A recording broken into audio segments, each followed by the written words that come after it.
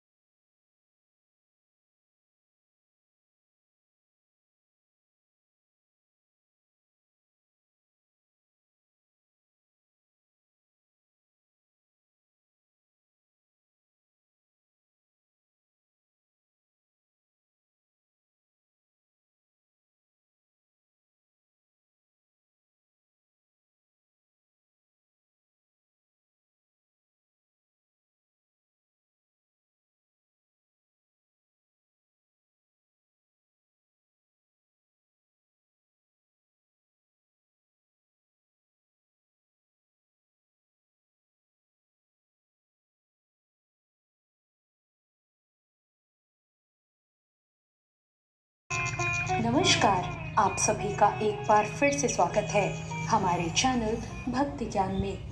आप सभी को मोक्षदा एकादशी की हार्दिक शुभकामनाएं।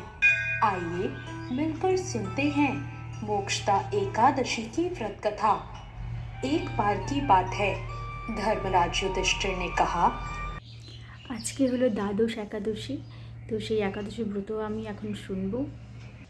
একাদশী ব্রত শোনার পর আমি মালা জপ করবো। আর আমি একটু স্পিরিচুয়াল, তো পড়তে পড়তে অনেক সময় ভালো লাগে না, তো আমি একটু মালা জপে নিই, তো একটু মাথাটা একটু শান্ত থাকে।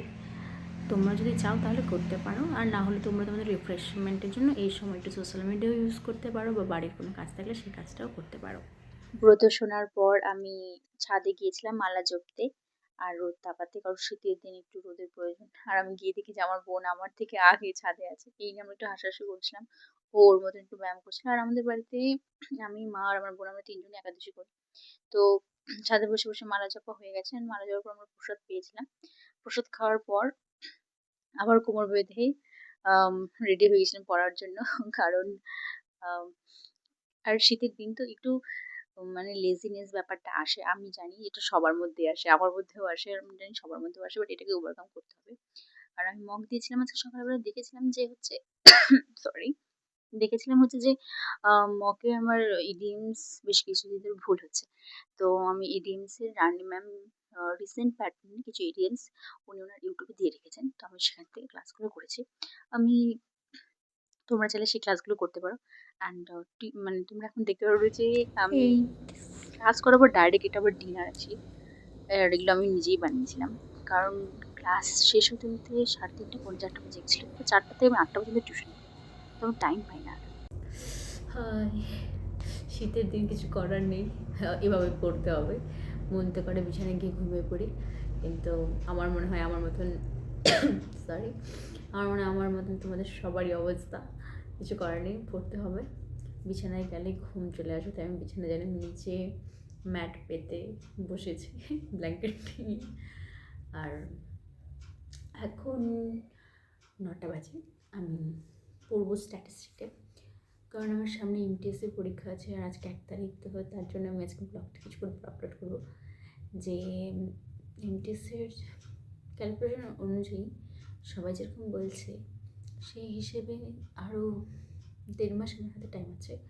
তো জিকে পোর্শনটা একটু উইক আমার, তো আমি চাই সেই জিকে পোর্শনটা স্ট্রক করার জন্য টাইম আছে আমার কাছে। তো আজকে পড়বো হচ্ছে স্ট্যাটিস্টিকের প্রশ্নে ডান্সের যে এক্সপোনেন্টগুলো সেগুলোকে এখন পড়বো। করিনি, তারপর তোর সাথে আবার দেখা করবো। এই ছিল আমার আজকের রুটিন। আমি স্ট্র্যাটেজিকে বড় ভিডিও এডিটিং করেছিলাম অ্যান্ড দেন আপলোড করে ঘুমিয়ে পড়েছিলাম। তো দেখা হবে কালকে আরেকটা নতুন ব্লগ নিয়ে। আশা করি তোমরা সকলেই ভালো আছো এবং পড়াশোনা করছো। যদি আমার ভিডিওটা ভালো লেগে থাকে অবশ্যই লাইক অ্যান্ড সাবস্ক্রাইব করো, পাশে থেকো। টাটা।